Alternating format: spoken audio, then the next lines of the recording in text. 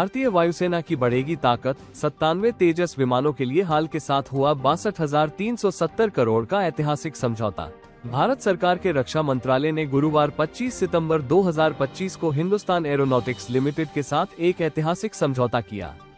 इस करार के तहत भारतीय वायुसेना के लिए 97 स्वदेशी लाइट कॉम्बैट एयरक्राफ्ट तेजस Mk-1A विमानों की खरीद की जाएगी।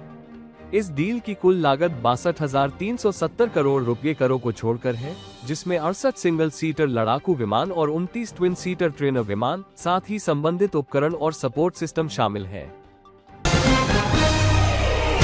आगे भी होते रहेंगे जीएसटी रिफॉर्म, जनता पर बोझ करेंगे कम, अब ट्रेड फेयर में बोले पीएम मोदी। प्रधानमंत्री नरेंद्र मोदी ने गुरुवार 25 सितंबर 2025 को ग्रेटर नोएडा के India expo centre and mart में आयोजित UP international trade fair UPITS 2025 का उद्घाटन किया।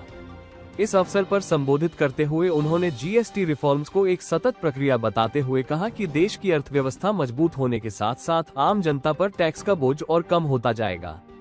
पीएम ने हाल के जीएसटी सुधारों का जिक्र करते हुए बताया कि इनसे देश के लोगों को इस साल 2.5 लाख करोड़ रुपए की बचत होगी। उन्होंने लाल किले की प्राचीर से पहली बार जीएसटी का ऐलान करने का जिक्र भी किया। यूपी इंटरनेशनल ट्रेड शो के उद्घाटन में पीएम मोदी बोले, दूसरों पर निर्भर न रहकर भारत को आत्मनिर्भर बनाना है। पीएम मोदी ने बुधवार को ग्रेटर नोएडा में आयोजित यूपी इंटरनेशनल ट्रेड शो का उद्घाटन किया और देश को आत्मनिर्भर बनाने की दिशा में सरकार के वादे को दोहराया है। इस वर्ष ट्रेड शो का कंट्री पार्टनर रूस है, जिसे मोदी ने भारत की टाइम टेस्टेड पार्टनरशिप को और मजबूत करने का अवसर बताया। ई कॉमर्स सेल से ऑफलाइन मोबाइल बिक्री 40% घटी, प्रीमियम प्रोडक्ट्स की मांग तेज। पिछले 10 दिनों में ऑफलाइन रिटेल दुकानों पर मोबाइल फोन की बिक्री लगभग 40% गिर गई है।